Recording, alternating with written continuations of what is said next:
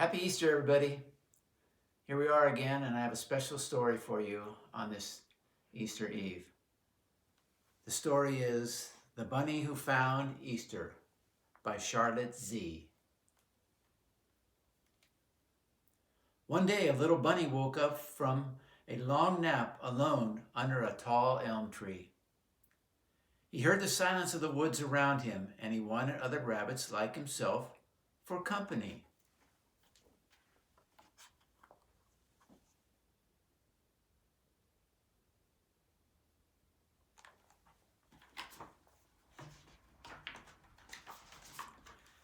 "Can you tell me where I will find other rabbits?" he asked a sleepy old owl in an elm tree. "Other rabbits," said the owl. "Why, there are always rabbits at Easter." "Where is Easter?" asked the little bunny eagerly.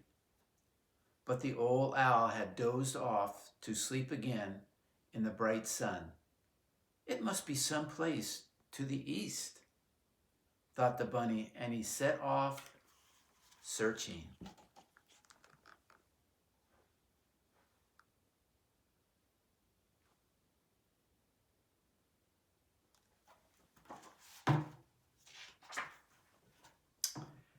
It was a hot summer day. The leaves in the trees stood as still as a painting against the blue sky. The bunnies found a pool of water, and down in the water silvery trout flashed by. But there were no bunnies about. "Then this can't be Easter," he thought, and went on his way.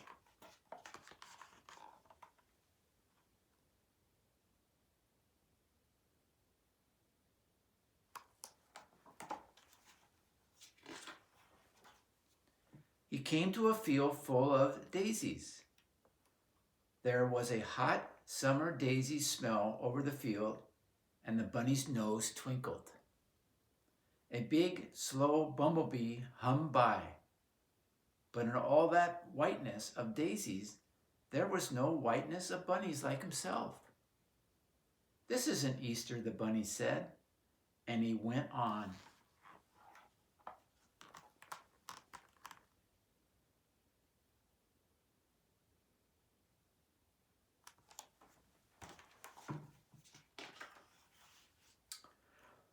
Once he was caught in a summer storm. The sky looked like night. Suddenly, a streak of lightning, the color of the stars, forked through the sky. Great rumblings rolled from one end of the world to the other. The rain came down so fast that the bunny could hardly see the mountain laurel just ahead.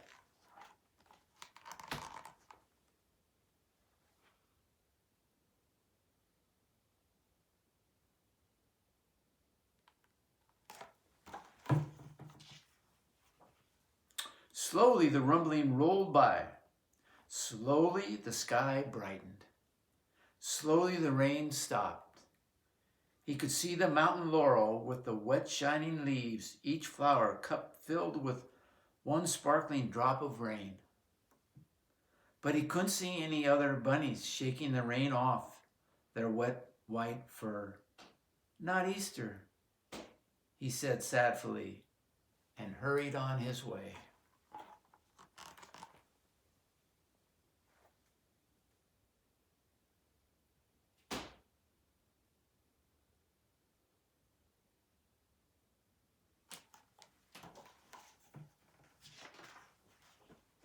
Summer was nearly over.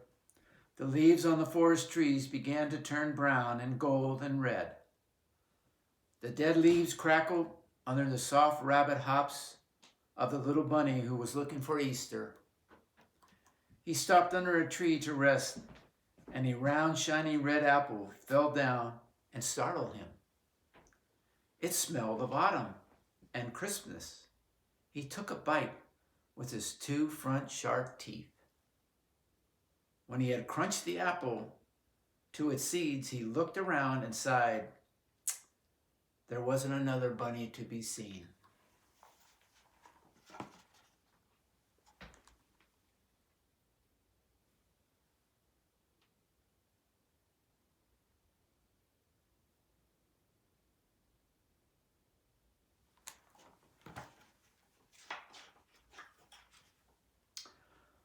One day it began to snow.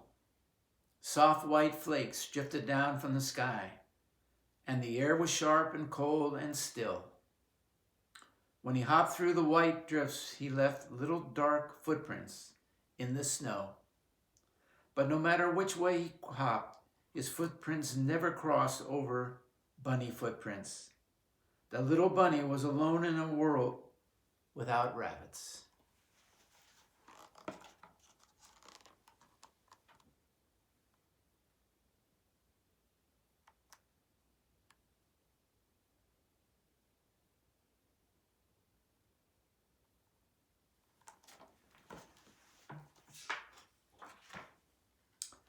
There were birds, little black sparrows like ink, drops in the snow.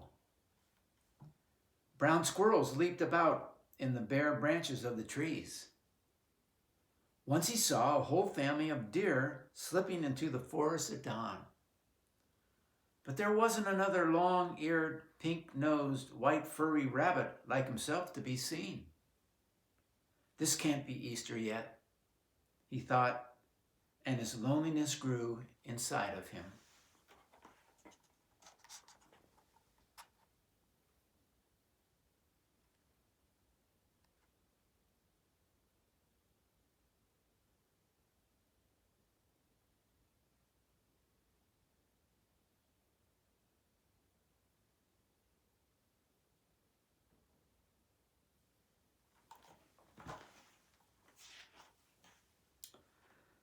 That night, the bunny curled up in a hollow tree to keep himself warm out of the wind and the sharp air. When he woke up the next morning, there was something different. He smelled. He quivered his nose and smelled hard. It smelled of greenness and warm, soft sunlight. The little bunny felt sure he would come to Easter soon. In the forest, the black twigs had little, tight, curled green buds. The birds were singing high up in the trees as the bunny hopped ahead looking for Easter.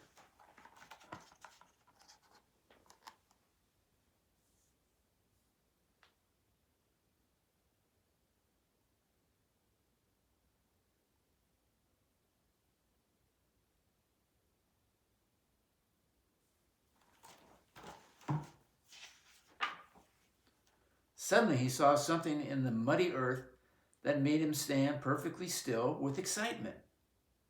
Crossing in front of him and going into the woods where he had never been were little rabbit paw prints in the ground. He followed the paw prints very carefully down a hidden path.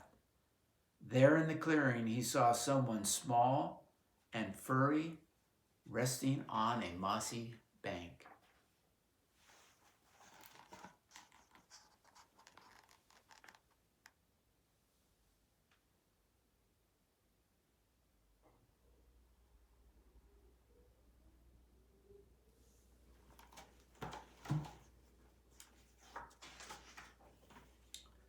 It was another bunny. She had brown fur, she had long ears like himself, and eager, bright eyes like himself. The little bunny was so happy to find her, he completely forgot about Easter.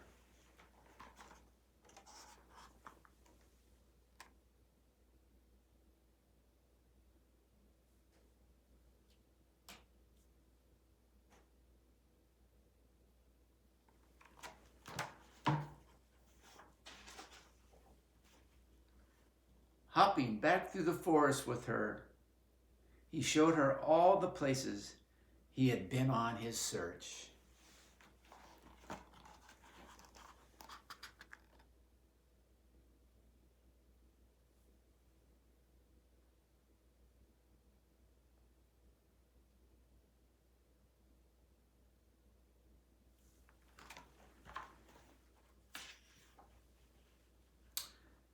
At last he came to the tall elm tree where he had first awakened to find himself alone.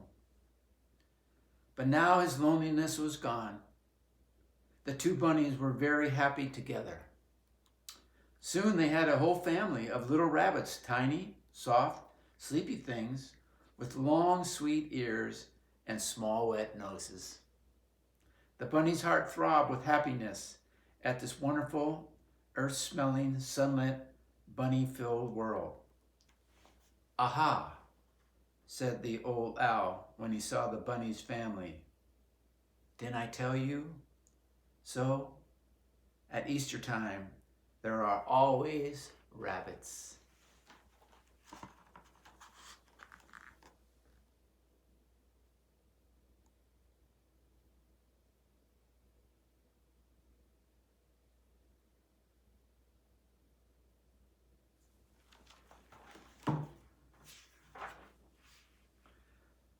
The bunny felt his little bunnies around him and the earth blooming beyond them and all things growing.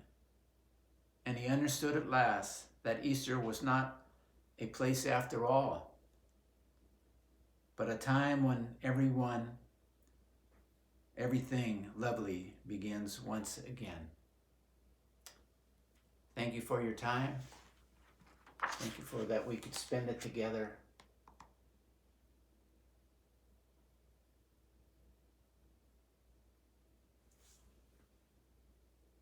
Have a great night and day on Easter. We could all share that together. Thank you so much. Love you guys. Take care.